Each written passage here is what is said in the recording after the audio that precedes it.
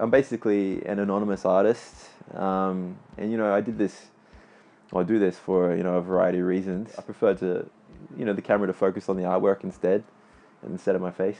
And it's also nice, like this day and age with social media and everything, people can find you really easily.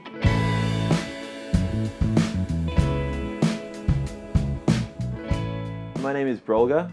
I'm an Australian artist. It's hard to define exactly what I am because I do all sorts of stuff.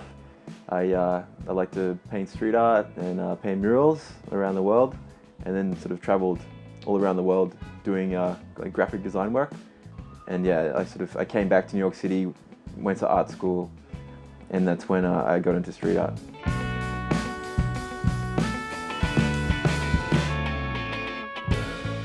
I spent a lot of time in the studio, like drawing and like making digital artwork. But painting for me is generally I'm out on the street and painting a new wall in some neighborhood I've never been to, and it's awesome. Like I get to meet all the locals, and generally you're out there for like 10 hours a day just painting on the street, and yeah, you meet some really cool people and people you never would have met, had the chance to meet before. So generally it's an exciting experience.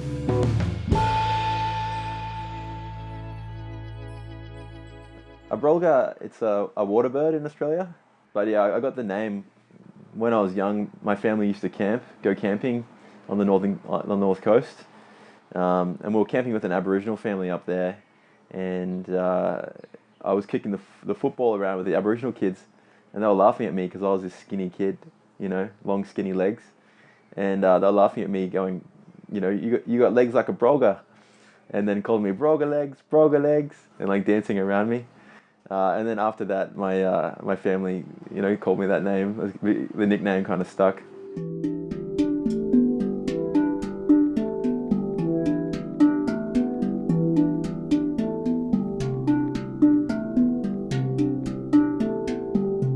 Today I went up into the financial district and collect some of my artwork that was in an exhibition there. Earlier this year, I was selected to go on an exhibition in the World Trade Center. It was a really unique and amazing exhibition.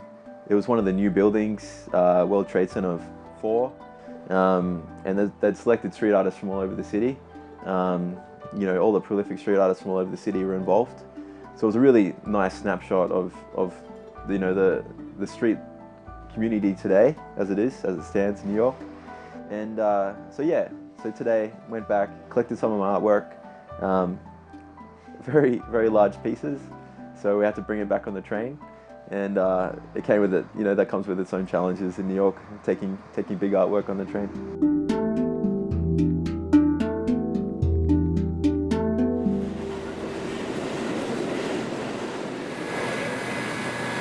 The city of New York. I'm super lucky that I came here in the first place. I don't think I ever would have become an artist if I never came here. I think just coming here and living in Brooklyn, I came here, I was living in Williamsburg, and there's street art all over the place. Williamsburg I guess it's my home. It's like a little village.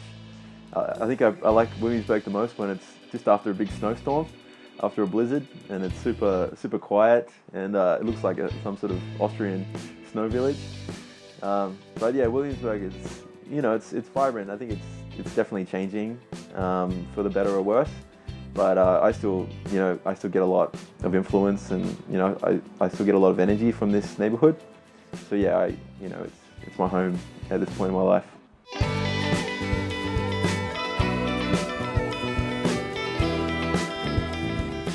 I think that's the best part of New York. You've got different flavors for every part of every borough. You got different communities and different cultures. There's like different economic situations, and that all sort of breeds different types of environments. You might have some that have a lot of creativity around them. You might have with a lot of money, and that has a lot of whatever that brings. But it sort of all makes the melting pot of New York City, which is the beautiful thing, and that's why everyone loves the place.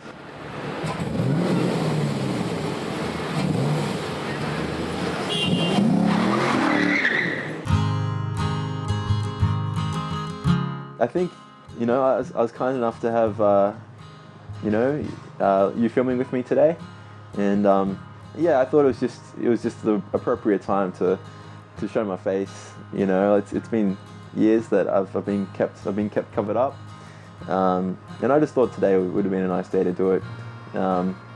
Yeah, like I know I'll be looking back at maybe this documentary in a couple of years, and I just wanted to see me in my usual daily habits, going on the train and stuff, and I thought it'd be nice to not be fully covered up.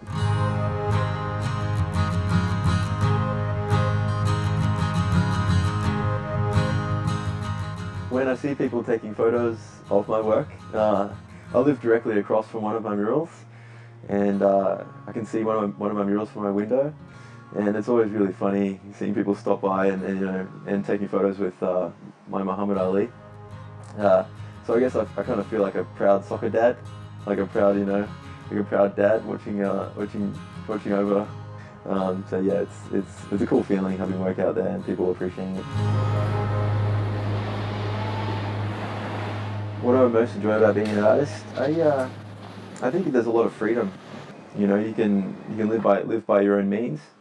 You can really sort of run your own ideas. You can take an idea out of your head and you can actually live off that, and generate like a little bit of money to live and to go to the next thing. And I think that's the most exciting thing.